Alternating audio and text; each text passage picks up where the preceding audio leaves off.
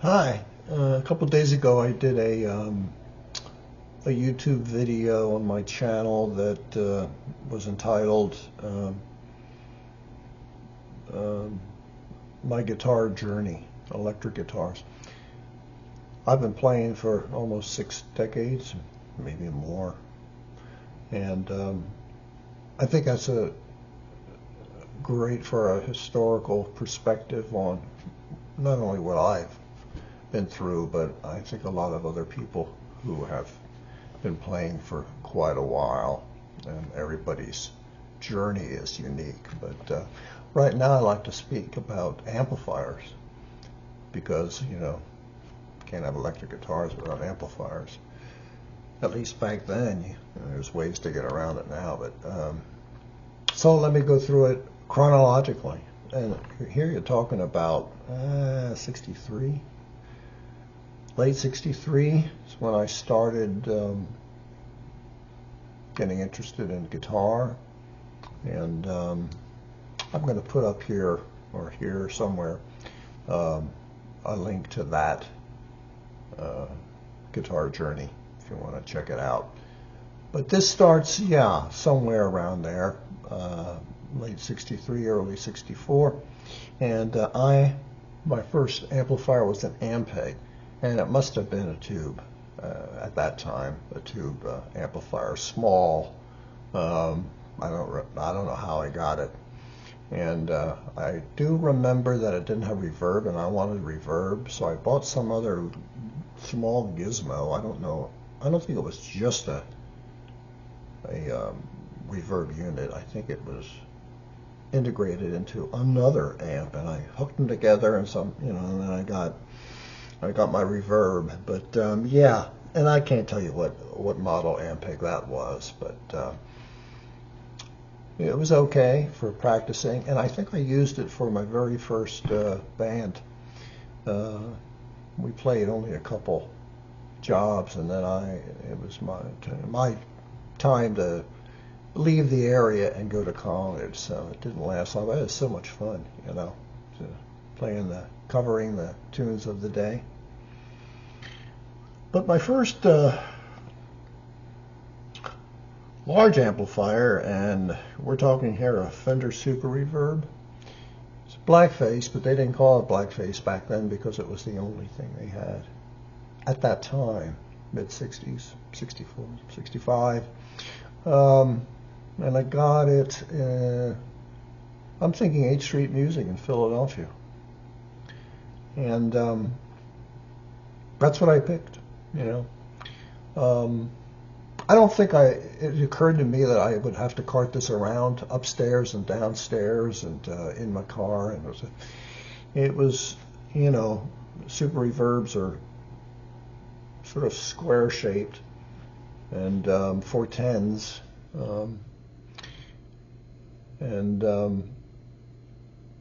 I played it for quite a while, and this was before social media. It was before YouTube. I didn't know anybody else who had one.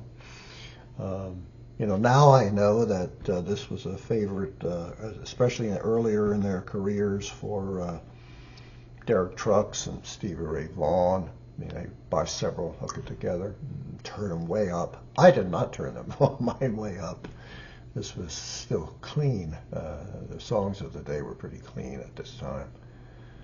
And if you push up the bright switch and play a Chuck Berry type lead, it sounds like Carl Wilson of the Beach Boys. You can tell that Carl's using his bright switch. It just has that tone. Okay, so what happened after that?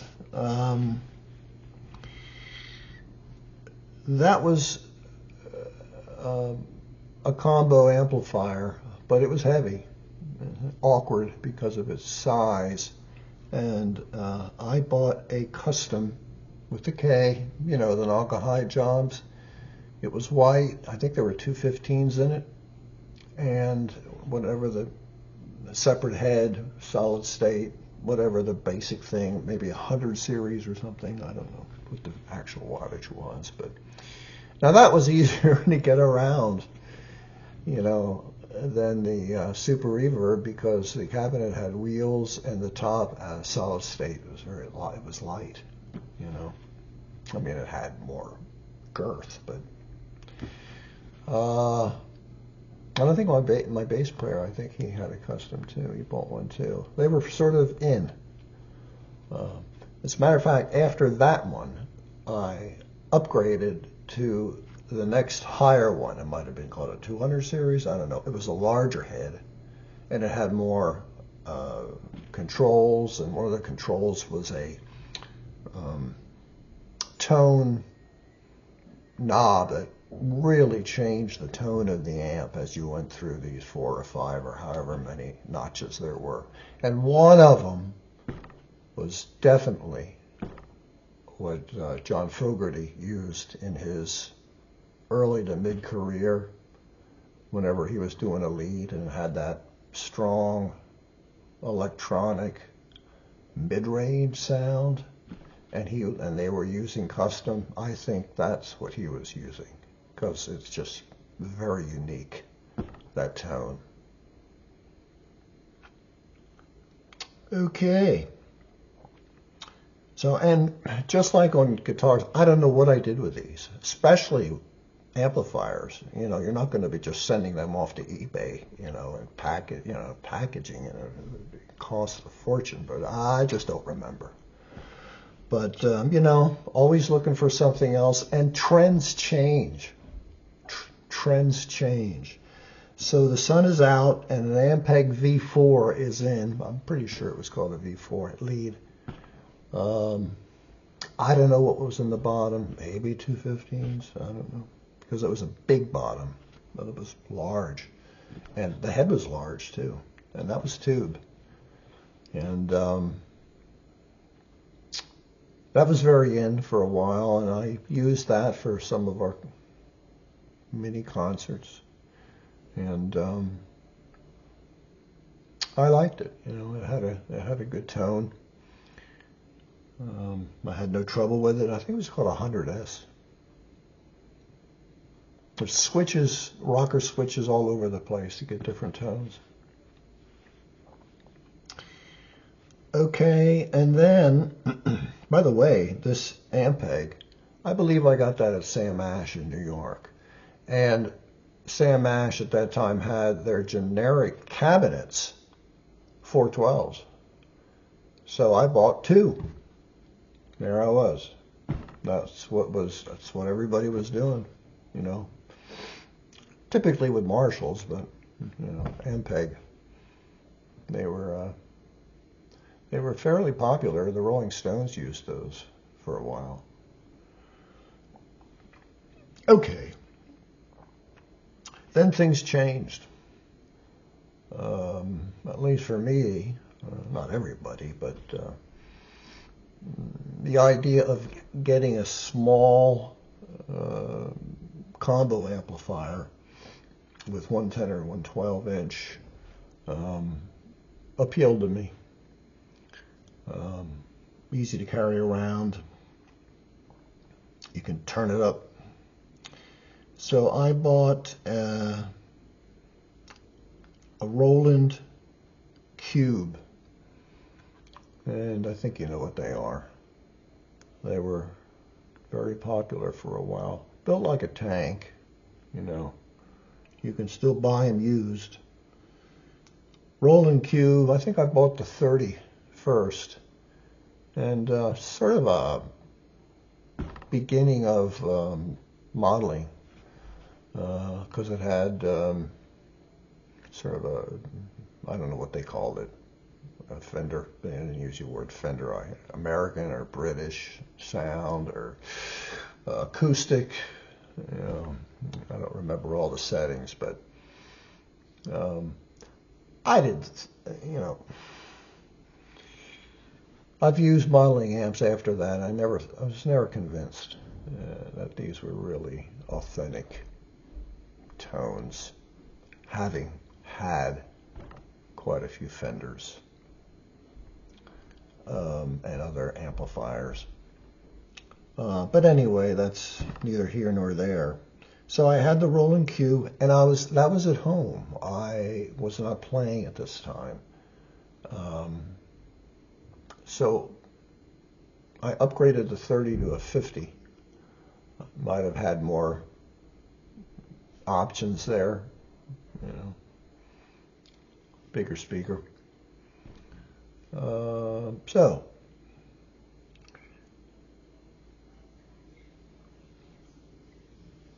then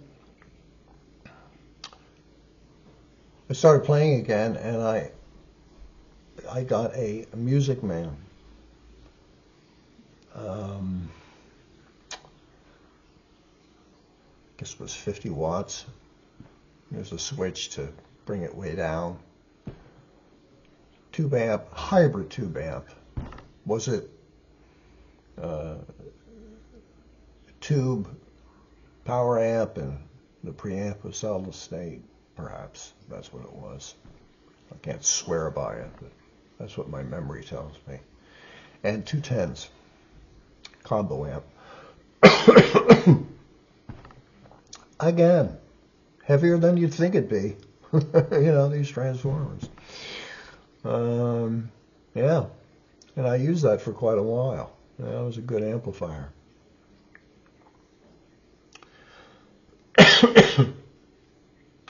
And I think we're getting into the 1980s now, and I know that I could go online at this time. Maybe it was, you know, it wasn't any fast internet that we have today, but I could go on, and I think I ascertained that the Great Vintage Club, yeah, amplifier line is really good to get used because they weren't making them anymore. So I got a rather small tube 150 watt head. Had reverb, spring reverb. And to speakers, I got a 212 Vintage Club to match it. And then I got a 212 Carbon, which had just about the same shape, you know, compact. And I put one on top of the other and turned this Vintage Club up. Great sound. The clipping was very smooth. Too bad I wasn't playing at the time. Out.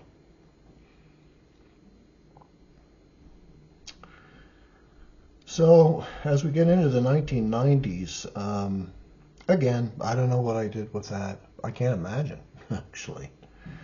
But I was in the mood again for a combo amplifier, and I bought a Crate V50 112.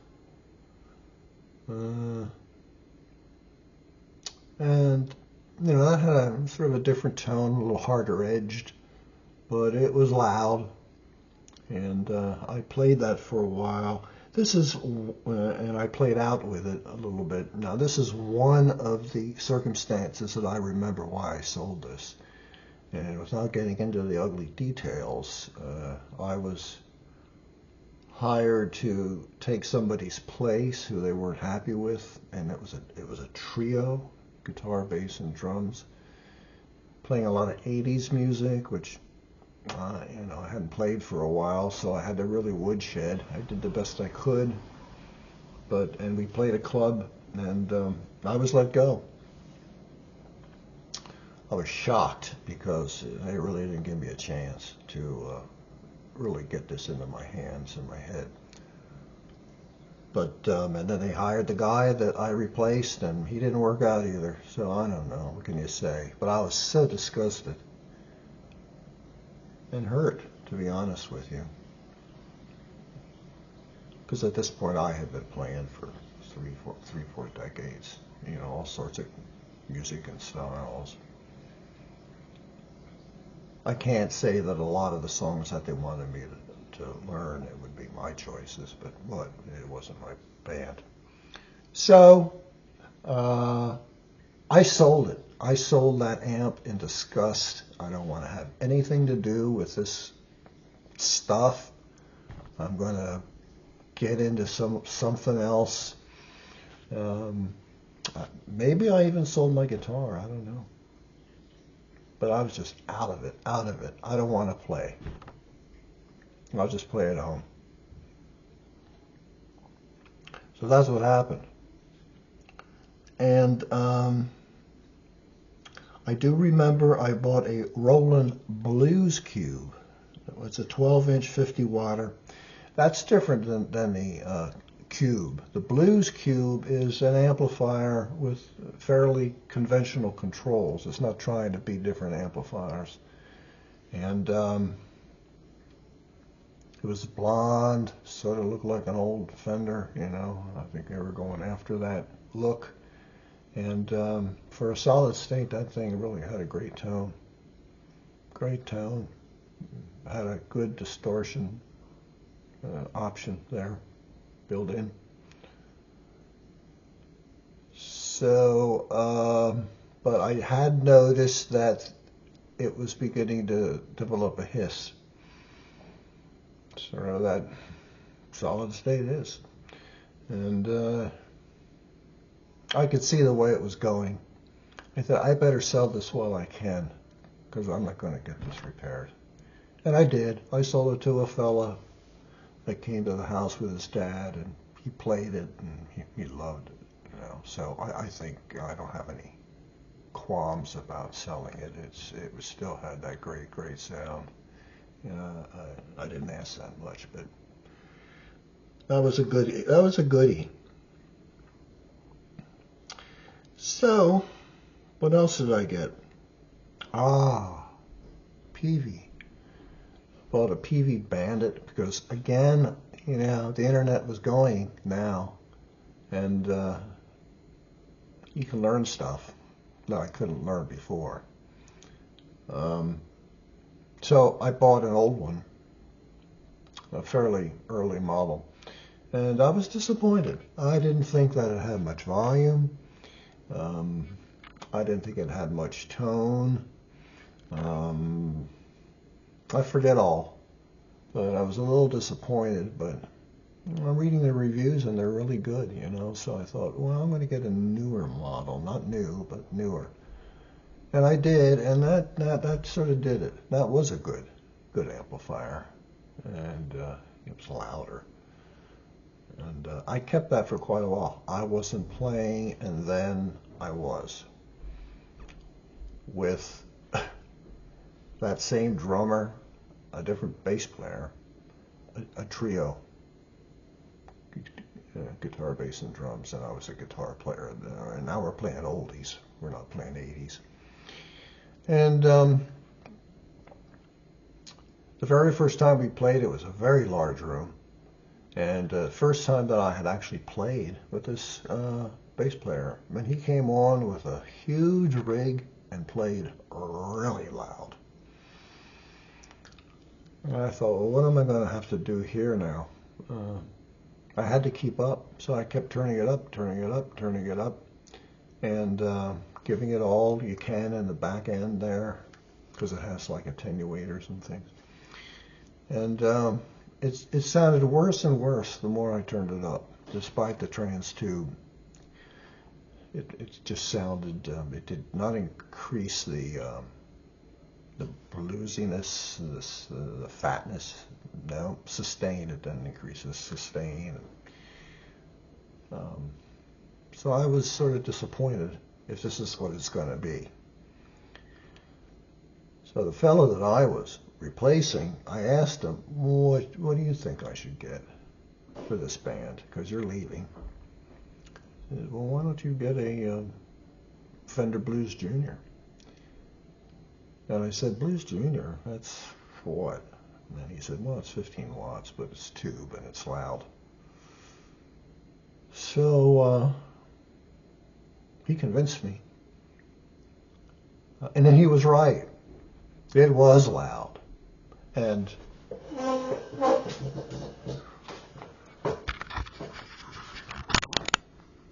there it is. There. It's a wine red special edition. One of the, I don't know, Sweetwater maybe? I can't quite remember. We're offering it. It's the 3 series. So I've had it for 8 years, 9 years, maybe more, I don't know. And while I'm at it, do you see the one next to it? That's a new edition. That's that Black Star 50R. I'm going to do a YouTube to compare those two coming up. So that was a while ago, and I used that for that band, and for a while I didn't play, and now another band, and I used that off and on for that band. I say off and on because this Blues Junior I had to repair twice. And even though it's been okay since then, it leaves me edgy to take this on jobs.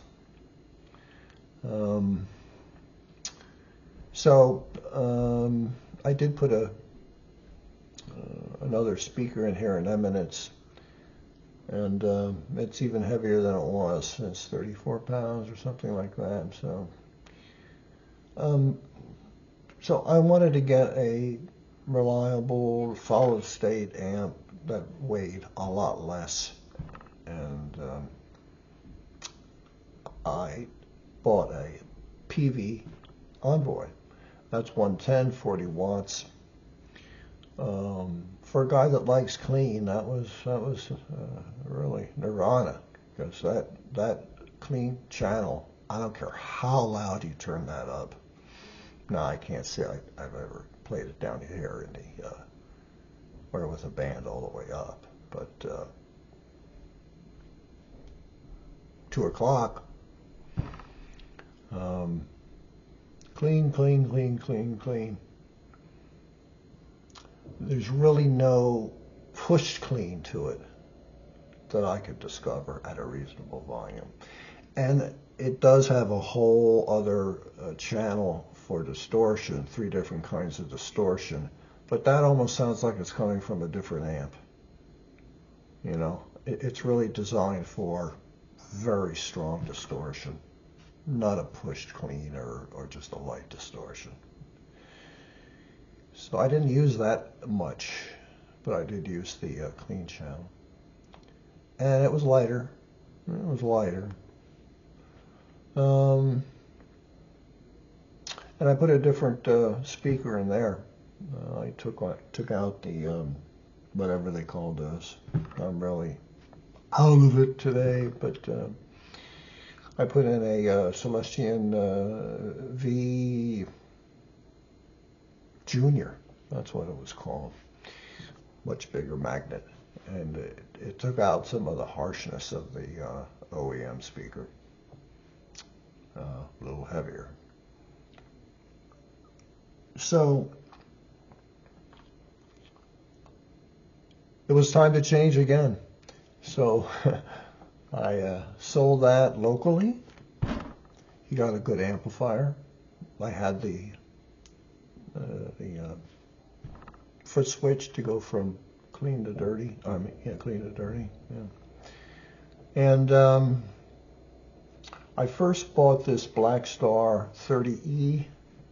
That's a 10-inch speaker, and I was surprised how small that was, because the Envoy was a 10-inch speaker, and that wasn't much smaller than my Blues Junior with a 12-inch.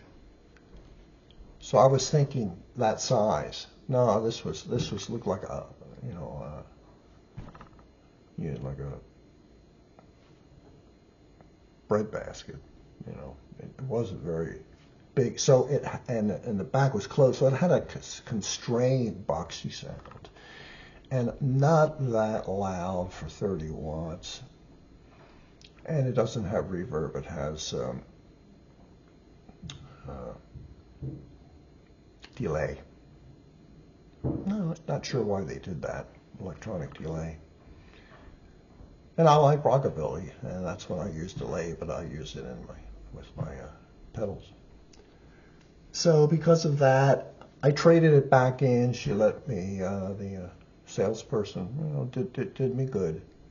Send it back, but we'll take care of the shipping, and if you're going to get the 50 watt, go ahead. And I did, and that's really nice. I'll talk about that more when I do a comparo between these two amplifiers here, my Blues Junior and this 50R. Now I'd like to speak a little bit about two bass amps that I had, because I play bass too. The first one was, this must have been sometime in the 70s, mid-70s maybe. And it was a Sun Beta, solid state bass,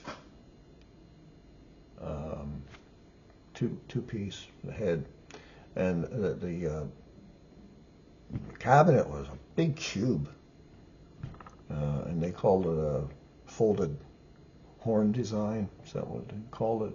I think it was a 12 or a 15. But that really sounded good. That really sounded good. I was very pleased with that. I played it all through the time that I was playing bass at that time, and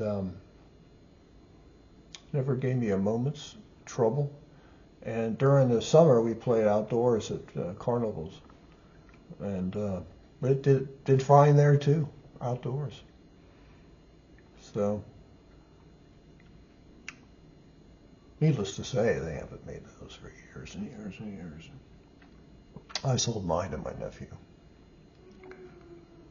And then, only about a year ago, maybe less than a year ago, I had a friend who, in a really nice turn, bought for my birthday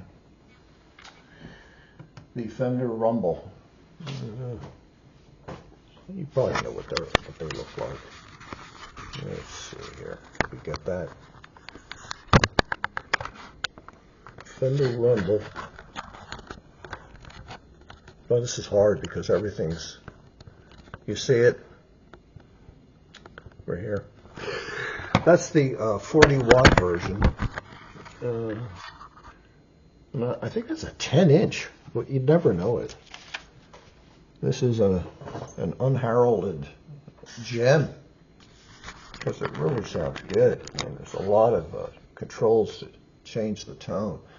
I haven't used it out because I'm not playing bass, but I put on my headphones and play songs and try and get right into it, with very little fidgeting, try and ear training, try and play along with it, and that's fun. Although I haven't played this in quite a while now, but that's a good one. So, wow, that's a lot of amplifiers through the years, but things change, and you're always looking over for the next thing around the corner, try and improve your sound. So thanks for watching. I appreciate it a lot.